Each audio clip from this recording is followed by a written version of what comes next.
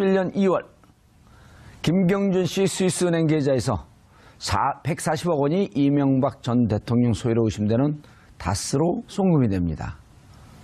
여기에 청와대 그리고 외교부와 검찰이 이를 위해 움직인 정황을 담은 문건이 공개돼 파장이 예상되는데요. 한편 국정원 민간인 댓글부대의 베일이 벗겨지고 있습니다. 국정원이 운영했던 사이버 외곽팀 30명 팀장 대부분이 이명박 전 대통령을 노골적으로 지지했던 단체에 소속된 것으로 확인됐습니다. 이 문제와 관련해 세 분 모시고 말씀 나눠보도록 하겠습니다. 고재열 시사인 기자 자리하셨습니다. 네, 안녕하십니까. 고 기자님도 그때 당시에 BBK 기사 많이 쓰셨죠? 저도 같이 취재하고 기사도 썼습니다. 원래는 더 전문가 아닌가요? 주진우 기자보다?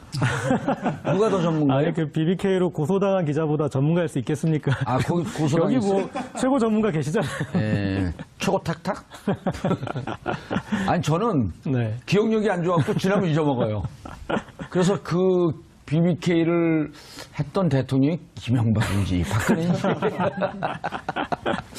자, 손소 변호사님 자리하셨습니다. 안녕하세요. 예. 지나는 사람이 BBK 전문가니까 좀 부담스럽죠. 네? 제가 BBK 전문가라니까 부담스럽죠. 아니, 부담되지 않고요. 예. 오늘 좀 사회자로서의 역할뿐만 아니라 예. 좀 많은 말씀을 해주시길 그게 바라겠습니다. 아니라 제대로 공부해왔나 돌발 질문 나갑니다. 아, 네. 아니, BBK는 뭐의 약자죠? BBK요? 예. 뭐의 약자죠? 그것도 모르고 오셨어요? 아, 약자입니까, 이게? 그럼요. 글쎄요. 또 약간 좀 예. 농담 섞어서 또 말씀하시려는 거 아니에요? 아니요. 보라, 백준, 김경준. 그거예요, 실제로. 진짜로요? 그럼요. 아, 그렇습니까? 그럼 물어보세요. 아, 그 형제 자매 예. 그 이름을 따서 예. 한 거군요. 아, 몰랐습니다. 이것도 몰라서 죄송합니다. 형제, 자매, 그 다음에 거기 김백준은 예, 예. 이명박의 평생 집사. 집사. 예. 네. 청와대 총무비서관을 했죠. 총무비서관이요. 예. 허성무 전 청와대 총무비서관. 아, 총무비서관이라 무슨 저는 민원비서관이었습니다. 민원비서관 자리하셨습니다. 반갑습니다. 예. 자, 시청자 여러분들께서도 샵5400으로 다양한 의견 보내주시기 바라겠습니다. 페이스북 라이브로도 시청하실 수 있습니다. 이명박 전 대통령이 문제 있다. 네. 라고 하는 얘기를 전 국민에게 이렇게 해놓고 마치 수사가 임박하고 자칫 잘못하면 구속도 가능할 것이다 라는 것을 쫙 풀어놓은 다음에 증세 논쟁을 해도 증세에 대한 거부감이 없을 거예요. 국민들이 막 아드레날린이 돋을 때이기 때문에. 네. 이상하게 이명박 전 대통령에 대해서 국민들이 꼭 수사해야 된다 이런 그렇죠. 그 여론조사에 보면 높더라고요. 왜 그러죠? 지금 이제 국정원 댓글 사건의 윗선 개입건으로 예. 수사가 좀 임박해 있는 것 같은데 저희 시사인에서 보도한 이번 보도는 한 판 좀 들어주세요. 예. 예. 일단 커버는 이거고요. 예, 커버는 이거고요. 4,000원이고요. 정기 구독은 시사인 들고 계세요. 네. 홍보해 줄 때 얼른 그거 좀 하세요. 그리고 또 예, 아니 시사인 정면을. 예. 예. 자, 정기 구독은 그 한 달에 10,000몇 원이니까요. 후원하는 마음으로 정기 구독 해주시고요. 왜냐하면 좋은 잡지예요, 진짜로. 대한민국 최고의 잡지예요. 네. 그 노벨 언론상을 받으려고 준비하고 있다고. 먼저 상을 신설을 해야 되니까. 노벨 언론상이 없어요? 예. 그렇군요. 나는 못 받아서 왜 그랬나 그랬더니 언론상이 없네. 무슨 기사를 썼죠? 간단하게 제가 한번 이 사건은 이제 BBK 사건 그러면은 일반 국민들이 복잡하게 가면 안 돼요. 복잡하게 생각하실 예. 것 같은데 가장 간단하게 제가 한번 설명을 해보겠습니다. 예. 그러니까 BBK 주가 조작 사건이라고 하잖아요. 그럼 주가를 조작했어요. 예. 그럼 투자했던 소액 주주들이 피해자지 않습니까? 네. 주가를 조작했으면 피해자들이 있어요. 그러니까 그렇죠. 주가 막 올려놓고 탁 팔고 그렇죠. 자기는 들고 튀고 예. 쫙 주식이 빠지면서 그분들이 피해를 본. 그렇죠. 아하. 이 피해자들이 있고 5천여 명의 1,000억 원대 손실을 입힌 주가 조작 사건이에요. 야. 그래서 그 사건에 대해서 그 사건이 주가 조작이 아니라고 하진 않아요. 김경준 씨도 얘기한 게 뭐냐면 이명박 전 대통령도 알고 있었고 이명박 전 대통령이 심지어 시킨 일이다 이런 식으로 얘기를 하는 그렇죠. 하고 에리카 김. 네, 김경준 씨의 누나 누나도. 에리카 김도 모든 것은 이명박 전 씨가. 대통령이 동생에서 시켜서 한 일이다. 그렇죠. 이제 그렇게 하고 있는 사건인데 예. 어쨌든 이런 수천여 명이 1,000억 원대 피해를 입혀 놓은 상태인데 그들한테는 그 사건이 현재 진행형이잖아요. 예. 왜냐하면 지금도 진행 중이고. 피해 금액을 보전받지 못했으니까.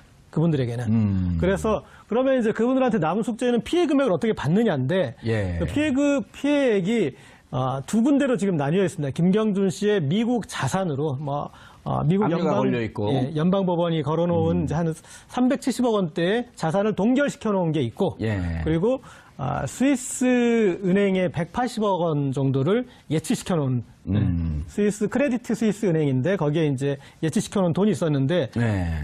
이게 2011년 2월 1일 날 다스의 계좌로 140억 원이 송금됩니다. 다스는 이명박 전 대통령이 실소유자라고 알려진 그런 알려진. 의혹을 받고 있는 그렇죠. 감옥도 지금 조심하셔야 됩니다. 감옥도 안 가려면 지금 아들인 이시영 씨가 상무로 있는 아하. 그 회사인데 근데 여기서 이제 주목하셔야 되는 게 다스도 그 대주주 중에 한 명인 건 맞습니다. 예. 그런데 그 다스부터 그 돈을 줄 이유가 없고 첫 번째 다스는 이제 190억 원을 투자했었는데 40억 원은 당시에 이미 지금 이제 화면에 나오고 있지만 50억 원은 이미 송금을 받았었습니다. 그러면 190억 원을 투자하고 50억 원 받았으니까 140억 원이 남지 않았습니까? 예. 그런데 그 140억 원을 다 받아가 버린 거예요. 네. 그러면 남아있는 다른 소액 투자자들 정말 그런 분들은 다 피해자로 남아있는데 예. 유독 다스만 일단은 이제 이런 것까지 근데 알려져 있는 사실입니다. 예. 140억 원이 입금이 됐다라는 것까지는 알려져 있고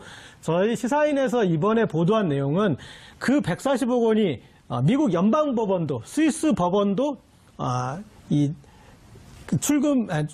출금할 수 없게 동결시켜놨던 계좌였는데 그것이 왜 갑자기 풀리면서 풀리고 그게 송금이 될 수 있었느냐 그 과정에서 청와대와 다스가 서로 연락을 주고받고 그리고 외교부가 같이 움직이고 심지어 검찰도 거기에 보조를 맞췄던 이 박근혜 최순실 사건의 국정농단 사건의 핵심이 사적 이익을 위해서 공적 조직을 움직인 거 아니었습니까?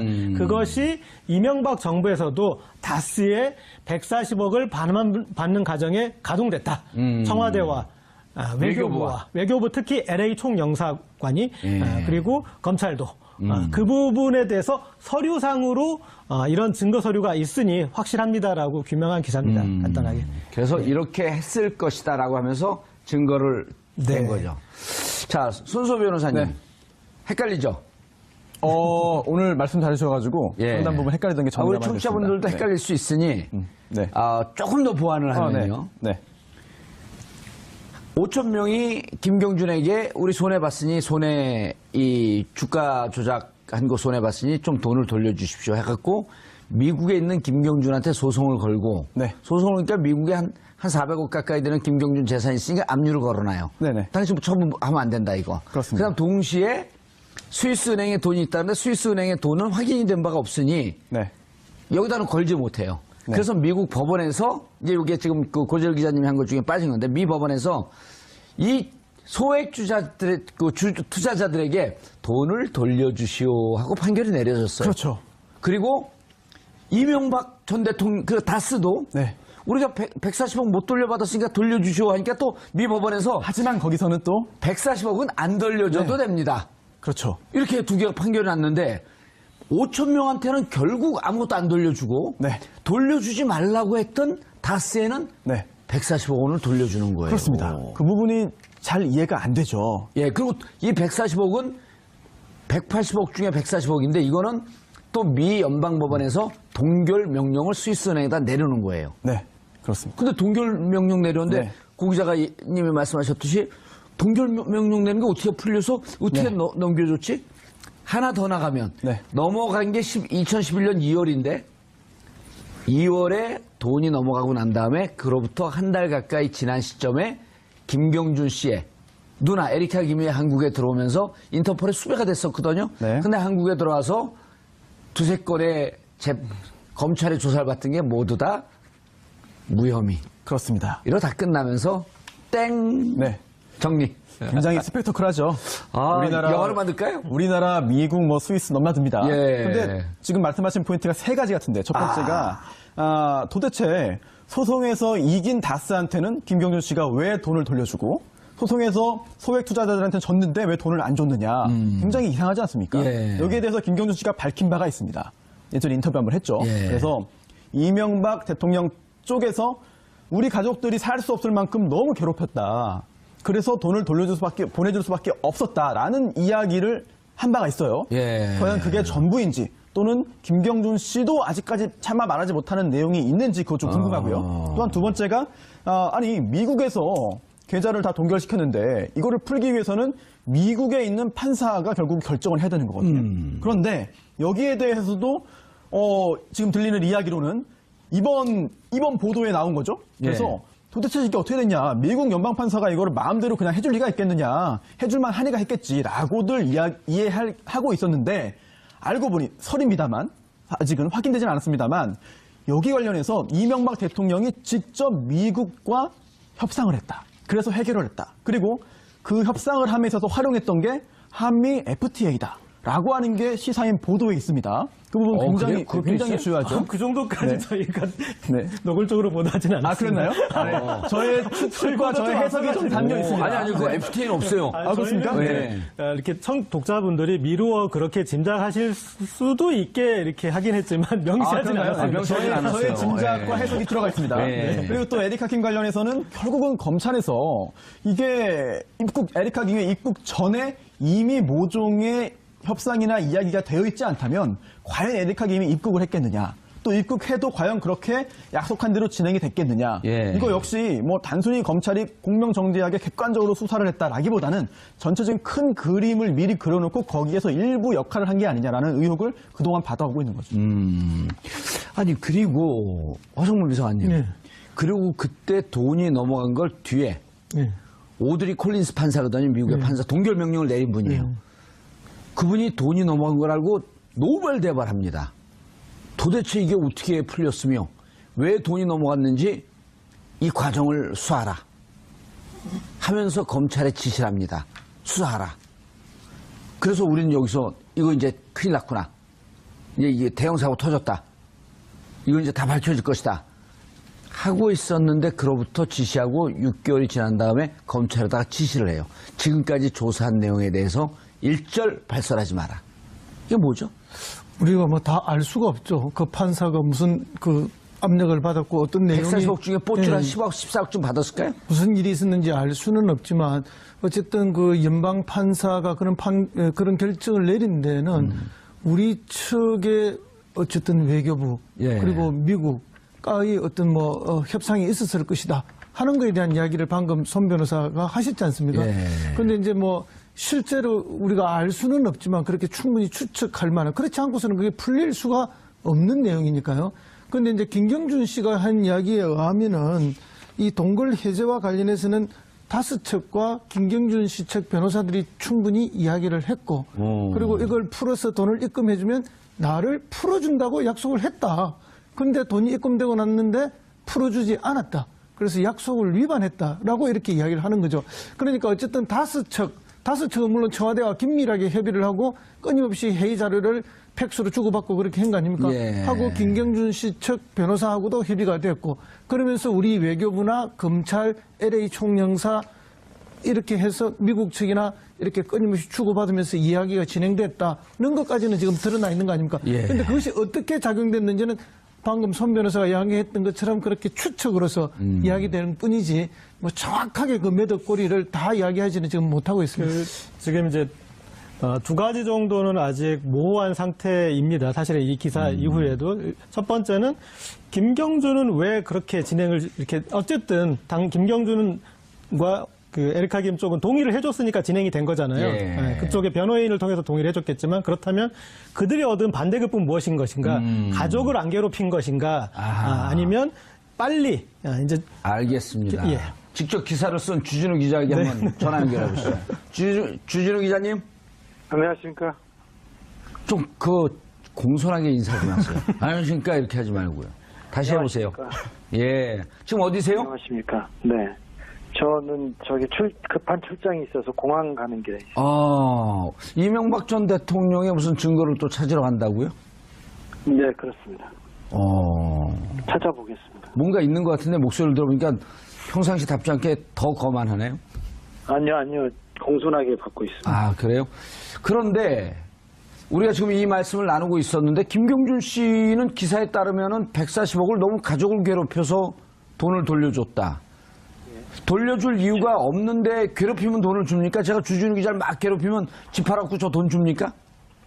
아, 그러게요. 근데 김경준 씨는 저한테도 그 얘기를 했습니다. 너무 살 수 없이 이명박 측에서 괴롭혀서 돈을 어차피 줄 거였으니까 줬다고 이렇게 얘기를 하는데, 일단 김경준 씨는 그렇게 얘기하고 있습니다. 그리고, 마치 돈을 돌려주면은 석방시켜줄 것 같은 그런 얘기도 오갔었나요? 김경준 씨는 석방시켜줄 걸로 믿고 있었어요. 믿고 있었다고 자기가 얘기합니다. 다스 쪽의 핵심 관계자들도 돈을 돌려받으면 김경준을 풀어주기로 했대요. 그래서, 그런 협의서를 만들기도 했답니다. 그런데, 김경준을 풀어준다, 석방한다, 이런 문구가 담긴 내용을 보고 MB가 직접 호통을 쳐서 그거는 협의 조항에서 빠졌다고 들었습니다. 그게 논의가 되다가 그러면 다스 김경준 측 변호사와 다스 측 관계자와 이게 협의를 한 거네요. 돈 돌려주면 안 괴롭히고 돈 석방시켜주겠다. 예, 몇 가지 협의 사항이 있었어요. 그리고 협의 내용이 있었는데 그러니까 다스가 청구한 모든 소송들을 다 취하한다던가, 그리고 돈을 돌려주고, 그리고 몇 가지 비밀 협약을 맺는다던가, 몇 가지 조항에 있습니다. 그리고 이 얘기에 대해서 다른 데서 발설하지 않는다, 이런 몇 가지 조항들이 있는 걸로 알고 있는데, 예. 그 안내 중에 하나가, 김경준을 풀어준다는 내용도 처음에는 포함이 돼 있다가 빠진 걸로 알고 있습니다. 그런데 이게 당시 대통령 현역 근무 시절, 현역 시절 아니에요? 네네. 이 돈을 받기 위해서 대통령 청와대 행정관이 움직이고 대통령이 직접 이거에 관여하면서 돈 돌려받는 작업을 했다? 예. 선뜻 이야기가 힘이 든데요? 아니요, 이명박 대통령은 그러고도 남을 뿐이세요. 그래서 잘 아시지 않습니까, 그 의원님께서. 잘 몰라요. 저는 박근혜 대통령이 돌려받았나? 이명박 대통령이 돌려받았나? 이것도 잘 헷갈려요. 이명박 대통령과 청와대가 예. 140억 관련돼서는 굉장히 노력하는 모습이 곳곳에서 보입니다. 제가 시사인 기사를 통해서 서류를 4개 정도 공개했는데. 네, 4개 정도 공개가 됐더라고요. 네, 4개 정도 공개했습니다. 오늘자 시사인에. 그런데, 한 40건 정도 되는 것 같습니다. BBK, 다스로부터 돈을 돌려받기 위해서 청와대가 움직이거나 아니면 공권력이 움직이거나 준비한 내용들이 보면, 그러니까 그 돈을 받기 위해서 면밀하게 움직였고, 면밀하게 움직였고, 이 부분은 직접 대통령께서 보고를 받았다고 다스의 핵심 관계자는 말하고 있습니다. 야, 이 돈을 돌려받기 위해서 LA 총영사했던 김재수 총영사관과 다스 같이 회의를 했고 이것을 대통령이 보고를 받았다?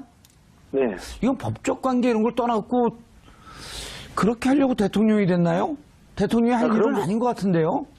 140억을 다스로부터 돌려받는 것 자체가 예. 다스가 이명박 대통령하고 밀접한 관계가 있거나, 그리고 BBK가 이명박 대통령하고 뗄 수 없는 그런 관계라는 것을 증명하기도 합니다.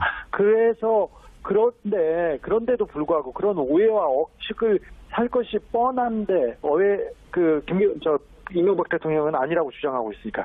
그런데도 불구하고 이 140억을 받기 위해서 청와대가 움직인 걸 보면, 예.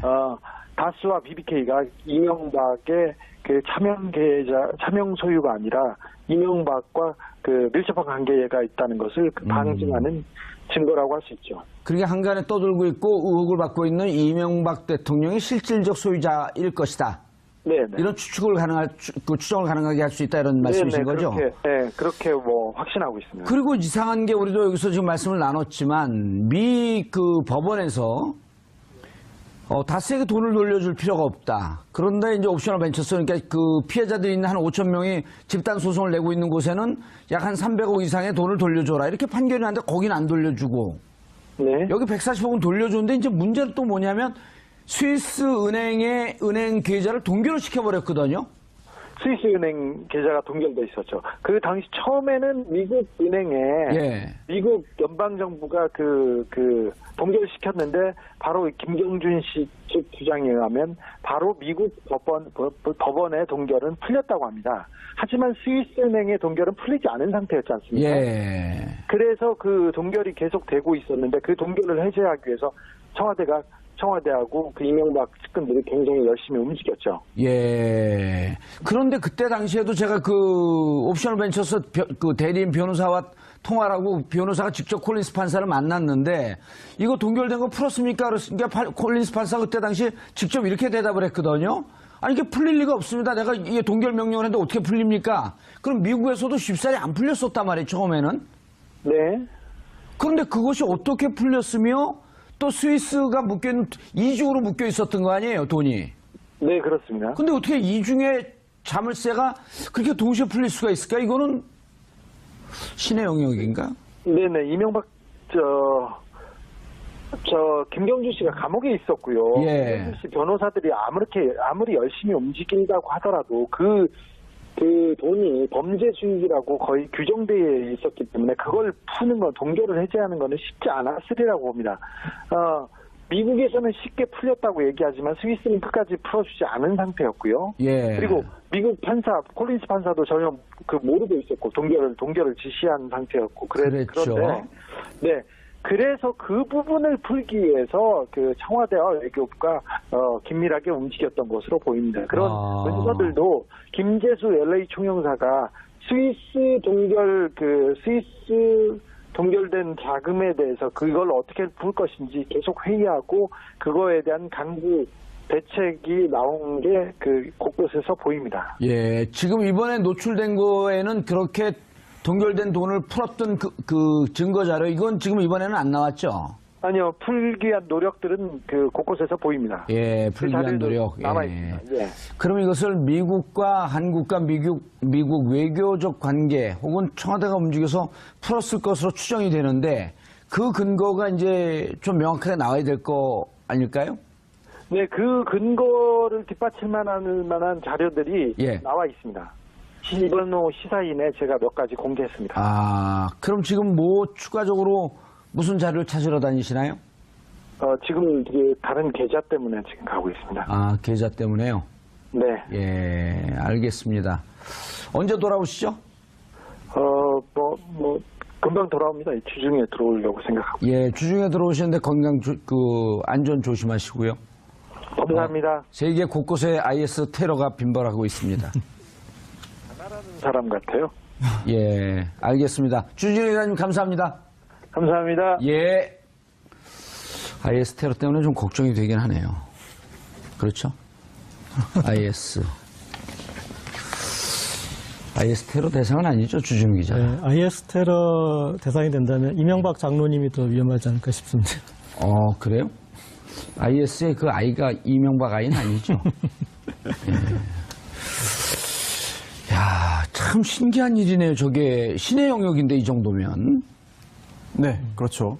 좀 여러 가지 콜린스 판사가 진짜 그때 막 노발대발했어요. 제가 왜냐하면 네. 직접 무슨 리 변호사, 여성 변호사 있어요. 지금도 옵셔널 벤처스를 대리해서 미 법원과 2심 항소 계속 지속적으로 지금 얼마나 됐냐면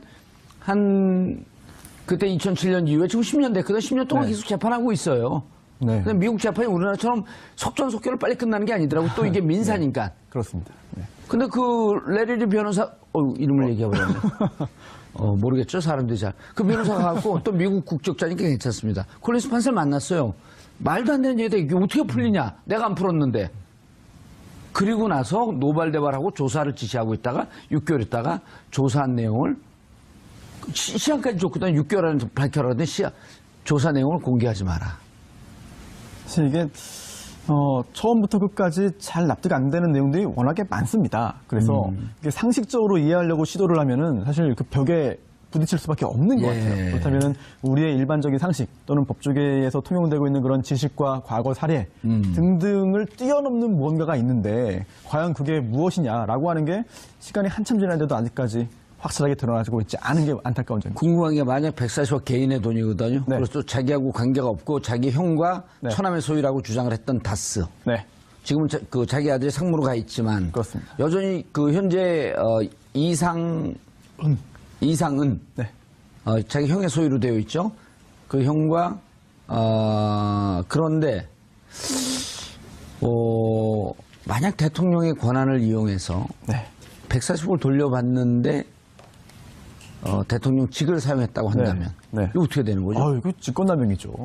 직권남용 공소시효는 이게 대통령 재직 기간 동안은 또 공소시효가 정지가 되기 때문에 2012년, 2013년 2월 이후네요. 네, 퇴임 후부터 예. 진행되기 때문에 공소시효는 충분히 남아있지 않겠느냐 생각이 되고요. 그리고 또 박범계 의원도 그런 말을 했죠. 꼭 이 BBK를 지칭한 건 아닙니다만 예. 이명박 전 대통령 관련해서 범죄 혐의가 드러나고 증거 있다면 당연히 수사해야 되는 거 아니냐라고 하는 이야기를 이제 적폐청산위원회에서도 한 바가 있습니다. 그건 댓글 개입 네, 아닌가요? 그렇죠. 그렇긴 예. 한데 그런 걸 볼 때 이제 박범계 의원도 이제 법조인 출신 아니겠습니까? 예. 그런 걸 볼 때 판사 출신이죠. 네, 판사 출신인데 공소시효에 대해서는 뭐 전혀 문제 없다는 걸 전제로 하고 있는 것이죠. 예. 그래서 이재명 시장 같은 경우도 방송에서 이런 말했습니다. 이명박 전 대통령 관련해서는 사실 공소시효 문제될 게 하나도 없다. 증거만 있다면 지금 현재 시점에서 다 처벌할 수 있다라는 말을 한 바 있고 그런 게 지금 직권남용 공소시효는 몇 년인데요? 그 지금 몇 년인지는 좀 봐야겠습니다만 찾아보세요. 시간 줄 찾아볼까요? 테니까요. 알겠습니다. 예. 네, 찾아볼게요. 좀 이따 다른 네. 허성모 비서관 얘기할 때 찾아보세요. 네. 왜냐면 이게 좀 명확히 해줘야 돼요. 국민들이 알겠습니다. 할 수 있습니다, 할 수 있습니다. 그럼 공소시효, 직권남용 공소시효가 도대체 몇 년입니까? 이걸 알아야 되는데, 자, 허성모 비서관님, 네. 노무현 대통령 때 노무현 대통령을 모셨죠. 네. 이게 설사 직접 본인 소유의 회사의 사건이라고 할지라도 대통령 재임 기간에는 그 공적인 자리를 이런 사적인 자리를 위해서 사용하면 안 되는 거 아니에요? 너무나 당연한 이야기죠. 공적인 위치에 있을 때는 공적인 일을 해라고 그 예. 위치에 올려놓은 것이고, 그리고 공적인 일을 하는 그에 대한 대가로서 월급을 주는 겁니다. 세금을 쓰는 거고. 근데 그 공적인 위치에서 사적인 일을 했다는 것은 뭐 법적으로는 직권남용이고요. 정치적, 도덕적으로는 있을 수가 없는 일이죠. 납득이 안 되는 거 아니에요? 그러니까 정치적, 도덕적으로는 뭐 충분히 공격을 받아야 되고, 예. 법적이나 헌법적으로도 문제가 된다면 탄핵의 사유도 되는 거죠. 그런데 뭐 이미 이제 임기는 다 끝나고 지나갔기 때문에 지금에 와서 탄핵을 할 수는 없는 거지만. 탄핵과 버금가는 충격을 가해야 되겠네요. 법적인 그런 또는 정치적, 도덕적인 책임은 여전히 물을 수는 있는 건데요. 뭐 아마도 공소시효가 저는 남아있을 거라고 봅니다. 왜냐하면은 어느 잘 사소한 범죄들은 공소시효가 매우 짧다 하더라도 대개의 범죄들은 뭐 공소시효가 5년, 10년씩 다 그렇지 않습니까? 일반적으로. 그렇기 때문에 만약에 5년이라 해도 아직 공소시효가 남아있는 것이기 때문에 충분히 뭐 할 수 있다 이렇게 봅니다. 아니, 제가 이제 김치 사업 이런 걸로 해요. 예를 들면. 그 청와대에 앉아갖고, 야, 여기 삼성 대기업 30개 불러봐. 자, 뭐 30명 앉혀놓고, 자, 이 기업은 구내식당 어디 김치 먹습니까? 아유, 제가 김치 사업 하는데 김치 사업 계약을 좀 해주시죠. 이건 뭐에 해당하나요? 이런 거하고 똑같거든요. 일종의 강매죠. 그것도 뭐. 직권남용이죠. 직권남용 또는 강요죄가 될 수 있겠죠. 뭐. 직권남용에 의한 권리행사 방해. 그런 것도 될 수 예, 있고. 미국 가서 140억 찾아와. 행정관 어떻게 됐어? 다스 회의한 내용 가져와봐. 이렇게 얘기하면 이해가 쉬운 거예요. 그렇습니다. 이제 그러니까 이 청와대에 있으면서 청와대 민정수석실의 행정관을 다스와 또 청와대 간 민정실 간의 또 본인과 대통령 본인과의 연락 소통 창구의 직원으로 쓴 거 아닙니까? 예. 그러니까 국가를 위해서 공적인 일을 해야 될 사람을 아하. 자기 개인적 업무에 심부름을 시킨 거죠. 전담자까지 만들어서. 예. 그렇기 때문에 이거에 뭐 명백하게 문제가 있는 것이고요. 오늘 기사가 좀 어려웠나요? 다른 언론사에서 오늘 기사는 잘 안 받았더라고요. 저희가 아직 인터넷에 풀을 안 해가지고 이 기쁜 소식을 모르는 언론사가 많을 텐데 인터넷에 언론 풀을 쳐야 될 텐데.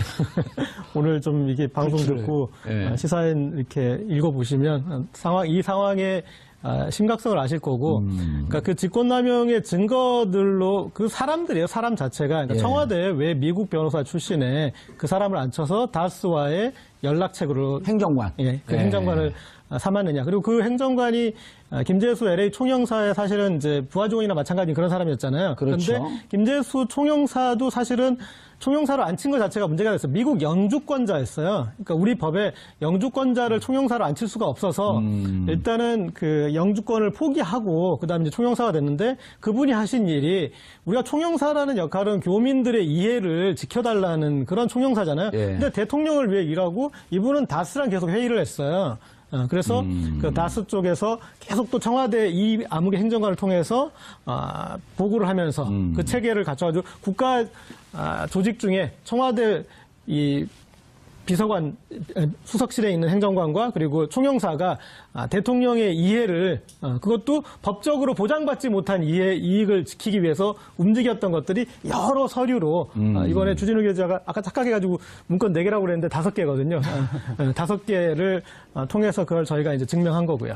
그러니까 이게 이상하잖아요. 예를 들어 다스가 자기 실수 자기하고 무관하다. 네. 다스의 돈을 돌려받기 위해서 청와대 행정관, 미국 변호사죠.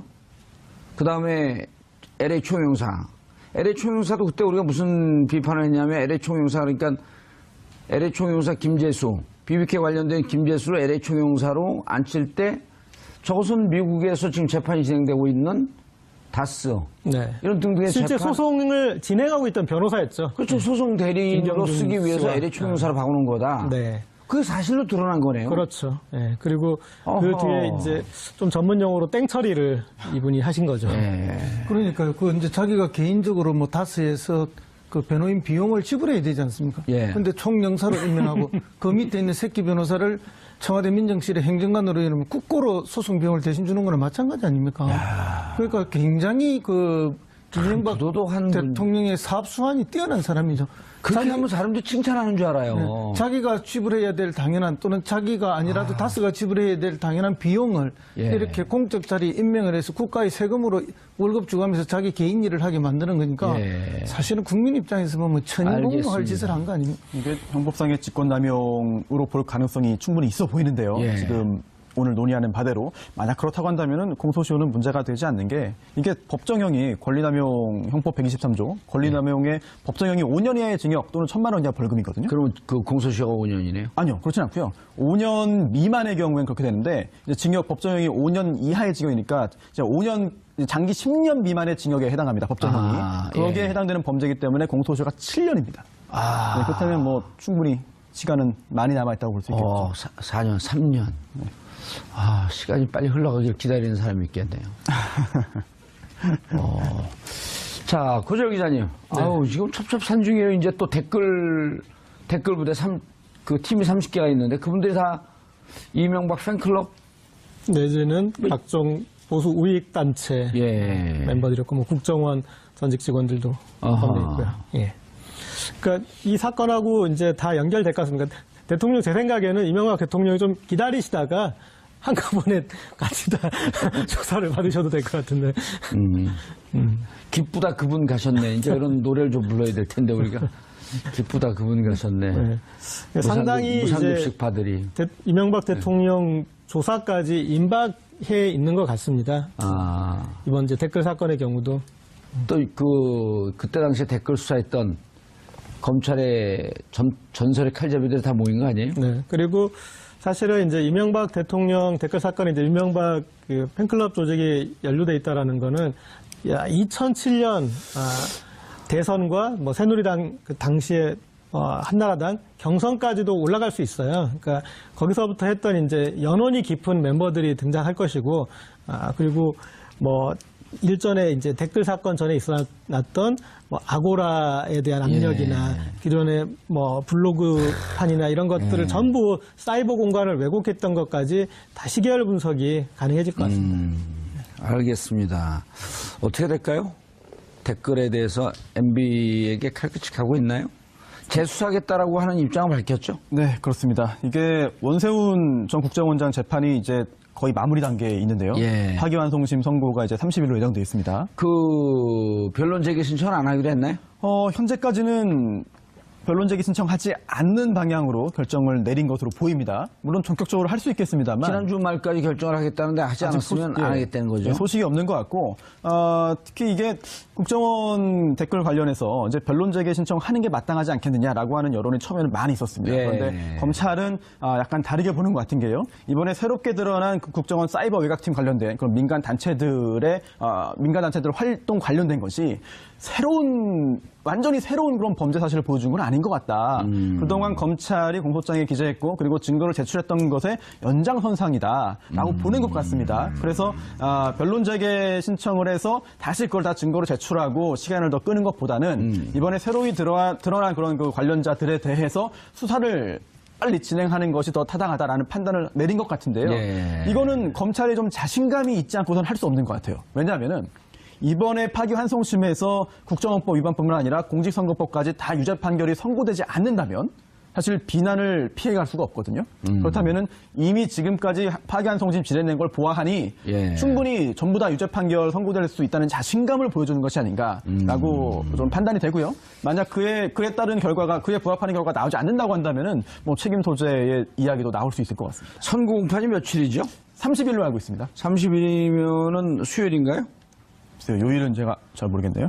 왜냐면 이번 주 25일 날은 이재용 부회장 금요일, 예, 30일 수요일이네요. 수요일이네요. 금요일, 수요일 아주 그냥 일주일이 급히 후딱후딱 지나가요. 선고 공판 기다리면서. 네. 이재용 부회장도 이번에 뭐 기다리는 결과가 있습니까? 아니 7년이 나올까 8년이 나올까 지금 내기했는데 그게 참 몇 년 예상하세요? 유무죄. 예. 아니요. 손수 변호사님. 아유, 숫자를 말씀드려야 되나요? 유무죄. 유죄라고 생각합니다. 예, 유죄면 일단 12년을 때렸는데 네. 미니멈 해도 그 7년 넘어가지 않아요? 반 아래로 떨어지게 되면 무능한 검사로 찍혀버리니까. 글쎄요. 꼭 그렇게 볼 수 있을까요? 그건 또 내부 관행이 있으니까요. 변호사들은 구체적인 숫자를 이야기하면 예. 맞으면 다행이지만 틀렸을 때 굉장히 영업에 데미지가 있어요. 이 사람들의 뇌 구조에 대해서 잘 몰라요. 몰라서 그래요? 아니요.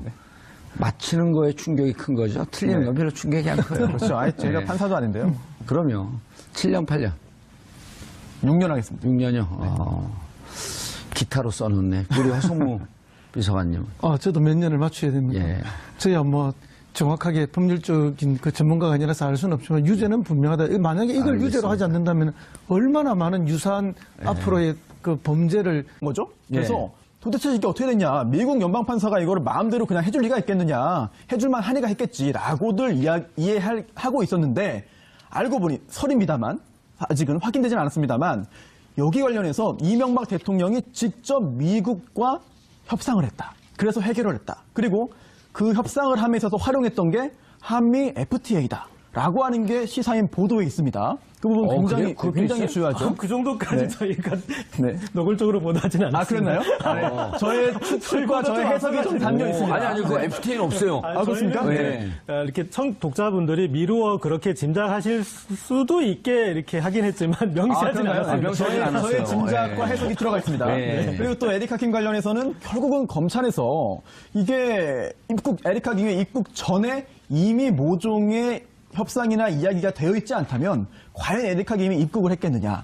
또 입국해도 과연 그렇게 약속한 대로 진행이 됐겠느냐. 예. 이거 역시 뭐 단순히 검찰이 공명정대하게 객관적으로 수사를 했다라기보다는 전체적인 큰 그림을 미리 그려놓고 거기에서 일부 역할을 한 게 아니냐라는 의혹을 그동안 받아오고 있는 거죠. 아니, 그리고 허성무 비서관님. 네. 그리고 그때 돈이 넘어간 걸 뒤에 네. 오드리 콜린스 판사거든요. 미국의 판사. 동결 명령을 내린 분이에요. 그분이 돈이 넘어간 걸 알고 노벌 대발합니다. 도대체 이게 어떻게 풀렸으며 왜 돈이 넘어갔는지 이 과정을 수사하라 하면서 검찰에 지시를 합니다. 수사하라. 그래서 우리는 여기서 이거 이제 큰일 났구나. 이게 대형 사고 터졌다. 이거 이제 다 밝혀질 것이다. 하고 있었는데 그로부터 지시하고 6개월이 지난 다음에 검찰에다가 지시를 해요. 지금까지 조사한 내용에 대해서 일절 발설하지 마라. 이게 뭐죠? 우리가 뭐 다 알 수가 없죠. 그 판사가 무슨 그 압력을 받았고 어떤 내용이 140억 중에 뽀출 한 예, 10억, 14억쯤 받았을까요? 무슨 일이 있었는지 알 수는 없지만 어쨌든 그 연방 판사가 그런 결정을 내린 데는 우리 측의 어쨌든 외교부 예. 그리고 미국과의 어떤 협상이 있었을 것이다 하는 거에 대한 이야기를 방금 손 변호사가 하셨지 않습니까? 예. 그런데 이제 실제로 우리가 알 수는 없지만 그렇게 충분히 추측할 만한 그렇지 않고서는 그게 풀릴 수가 없는 내용이니까요. 그런데 이제 김경준 씨가 한 이야기에 의하면은 이 동굴 해제와 관련해서는 다스 측과 김경준 씨 측 변호사들이 충분히 이야기를 했고 그리고 이걸 풀어서 돈을 입금해주면 나를 풀어준다고 약속을 했다. 근데 돈이 입금되고 났는데 풀어주지 않았다. 그래서 약속을 위반했다라고 이렇게 이야기를 하는 거죠. 그러니까 어쨌든 다스 측은 물론 청와대와 긴밀하게 협의를 하고 끊임없이 회의 자료를 팩스로 주고받고 그렇게 한 거 아닙니까? 예. 하고 김경준 씨 측 변호사하고도 협의가 됐고 그러면서 우리 외교부나 검찰, LA 총영사 이렇게 해서 미국 측이나 이렇게 끊임없이 주고받으면서 이야기가 진행됐다는 것까지는 지금 드러나 있는 거 아닙니까? 그런데 예. 그것이 어떻게 작용됐는지는 방금 손 변호사가 이야기했던 것처럼 그렇게 추측으로서 이야기되는 뿐이지 정확하게 그 매듭꼬리를 다 이야기하지는 지금 못하고 있습니다. 지금 이제 두 가지 정도는 아직 모호한 상태입니다. 사실은 이 기사 이후에도 첫 번째는 김경준은 왜 11년 2월 김경준 씨 스위스은행 계좌에서 140억 원이 이명박 전 대통령 소유로 의심되는 다스로 송금이 됩니다. 여기에 청와대 그리고 외교부와 검찰이 이를 위해 움직인 정황을 담은 문건이 공개돼 파장이 예상되는데요. 한편 국정원 민간인 댓글 부대의 베일이 벗겨지고 있습니다. 국정원이 운영했던 사이버 외곽팀 30명 팀장 대부분이 이명박 전 대통령을 노골적으로 지지했던 단체에 소속된 것으로 확인됐습니다. 이 문제와 관련해 세 분 모시고 말씀 나눠보도록 하겠습니다. 고재열 시사인 기자 자리하셨습니다. 네, 안녕하십니까? 고 기자님도 그때 당시에 BBK 기사 많이 쓰셨죠? 저도 같이 취재하고 기사도 썼습니다. 원래는 더 전문가 아닌가요? 주진우 기자보다? 누가 더 전문가예요? 아니, 그 BBK로 고소당한 기자보다 전문가일 수 있겠습니까? 아, 거기 고소당 여기 최고 전문가 계시잖아요. 예, 초고 탁탁? 아니, 저는 네. 기억력이 안 좋아갖고 지나면 잊어먹어요. 그래서 그 BBK를 했던 대통령이 김영박인지 박근혜인지. 자, 손소 변호사님 자리하셨습니다. 안녕하세요. 예. 지나는 사람이 BBK 전문가니까 좀 부담스럽죠. 네? 제가 BBK 전문가라니까 부담스럽죠. 아니, 부담되지 않고요. 예. 오늘 좀 사회자로서의 역할뿐만 아니라 예. 좀 많은 말씀을 해주시길 그게 바라겠습니다. 아니라 제대로 공부해왔나 돌발 질문 나갑니다. 아, 네. 아니, BBK는 뭐의 약자죠? BBK요? 예. 뭐의 약자죠? 그것도 모르고 오셨어요? 아, 약자입니까, 이게? 그럼요. 글쎄요. 또 약간 좀 예. 농담 섞어서 또 말씀하시려는 거 아니에요? 아니요. 보라, 백준, 김경준. 그거예요, 실제로. 진짜로요? 그럼요. 아, 그렇습니까? 그럼 물어보세요. 아, 그 자매, 형제 자매 예. 그 이름을 따서 예. 한 거군요. 아, 몰랐습니다. 이것도 몰라서 죄송합니다. 형제, 자매, 그 다음에 거기 김백준은 예, 예. 이명박의 평생 집사. 집사. 예. 청와대 총무비서관을 했죠. 총무비서관이요. 예. 허성무 전 청와대 총무비서관. 아, 총무비서관이라 무슨 저는 민원비서관이었습니다. 민원비서관 자리하셨습니다. 반갑습니다. 예.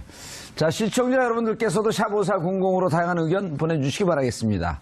페이스북 라이브로도 시청하실 수 있습니다. 이명박 전 대통령이 문제 있다. 네.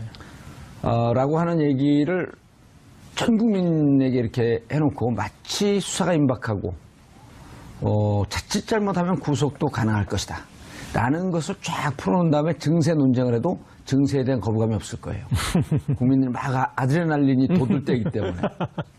이상하게 이명박 전 대통령에 대해서 국민들이 꼭 수사해야 된다 이런 그렇죠. 그 여론조사에 보면 높더라고요. 왜 그러죠? 지금 이제 국정원 댓글 사건의 윗선 개입건으로 예. 수사가 좀 임박해 있는 것 같은데 저희 시사인에서 보도한 이번 보도는 한 판 좀 들어주세요. 예. 예.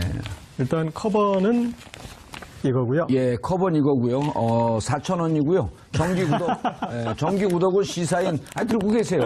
네. 홍보해 줄 때 얼른 그거 좀 하세요. 그리고 또 예, 아니, 시사인 정면을. 예. 예. 자, 정기 구독은 그 한 달에 10,000몇 원이니까요. 후원하는 마음으로 정기 구독 해주시고요. 왜냐하면 좋은 잡지예요, 진짜로. 대한민국 최고의 잡지예요. 그렇게 진행을 이렇게 어쨌든 당 김경준과 그 에리카 김 쪽은 동의를 해줬으니까 진행이 된 거잖아요. 예. 네, 그쪽의 변호인을 통해서 동의를 해줬겠지만 그렇다면 그들이 얻은 반대급은 무엇인 것인가? 가족을 안 괴롭힌 것인가? 아니면 빨리 이제 알겠습니다. 예. 직접 기사를 쓴 주진우 기자에게 한번 전화 연결해 보시죠. 주진우 기자님, 안녕하십니까? 좀 공손하게 인사 좀 하세요. 안녕하십니까 이렇게 하지 말고요. 다시 해보세요. 예, 지금 어디세요? 안녕하십니까? 네. 저는 저기 급한 출장이 있어서 공항 가는 길에 있어요. 이명박 전 대통령의 무슨 증거를 또 찾으러 간다고요? 네, 그렇습니다. 찾아보겠습니다. 뭔가 있는 것 같은데 목소리를 들어보니까 평상시 답지 않게 더 거만하네요. 아니요. 공손하게 받고 있습니다. 아, 그래요? 그런데 우리가 지금 이 말씀을 나누고 있었는데 김경준 씨는 기사에 따르면은 140억을 너무 가족을 괴롭혀서 돈을 돌려줬다. 돌려줄 이유가 없는데 괴롭히면 돈을 줍니까? 제가 주진우 기자를 막 괴롭히면 집 팔아갖고 저 돈 줍니까?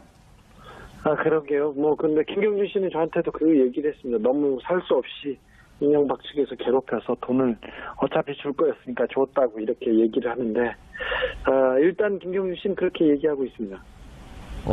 그리고, 마치 돈을 돌려주면은 석방시켜줄 것 같은 그런 얘기도 오갔었나요? 김경준 씨는 석방시켜줄 걸로 믿고 있었어요. 믿고 있었다고 자기가 얘기합니다. 다스 쪽의 핵심 관계자들도 돈을 돌려받으면 김경준을 풀어주기로 했대요. 그래서, 그런 협의서를 만들기도 했답니다. 그런데, 김경준을 풀어준다, 석방한다, 이런 문구가 담긴 내용을 보고 MB가 직접 호통을 쳐서 그거는 협의 조항에서 빠졌다고 들었습니다. 그게 논의가 되다가 그러면 다스 김경준 측 변호사와 다스 측 관계자와 이게 협의를 한 거네요. 돈 돌려주면 안 괴롭히고 돈 석방시켜주겠다. 예, 몇 가지 협의 사항이 있었어요. 그리고 협의 내용이 있었는데 그러니까 다스가 청구한 모든 소송들을 다 취하한다던가, 그리고 돈을 돌려주고, 그리고 몇 가지 비밀 협약을 맺는다던가, 몇 가지 조항에 있습니다. 그리고 이 얘기에 대해서 다른 데서 발설하지 않는다, 이런 몇 가지 조항들이 있는 걸로 알고 있는데, 예. 그 안에 중에 하나가, 김경준을 풀어준다는 내용도 처음에는 포함이 돼 있다가 빠진 걸로 알고 있습니다. 그런데 이게 당시 대통령 현역 현역 시절 아니에요?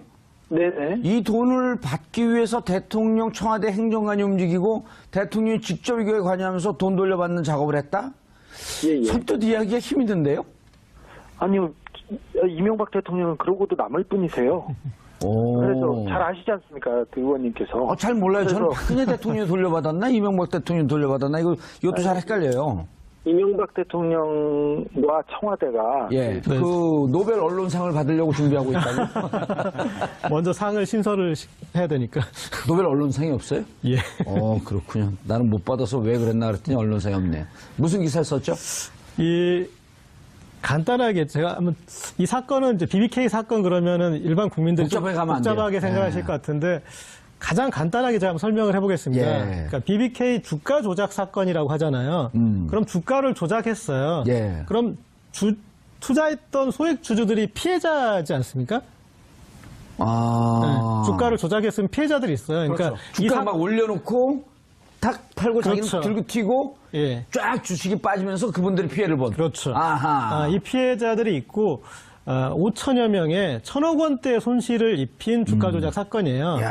그래서 그 사건에 대해서 그 사건이 주가 조작이 아니라고 하진 않아요. 김경준 씨도 얘기한 게 뭐냐면 이명박 전 대통령도 알고 있었고 이명박 전 대통령이 심지어 시킨 일이다 이런 식으로 얘기를 하는 그렇죠. 에리카 김.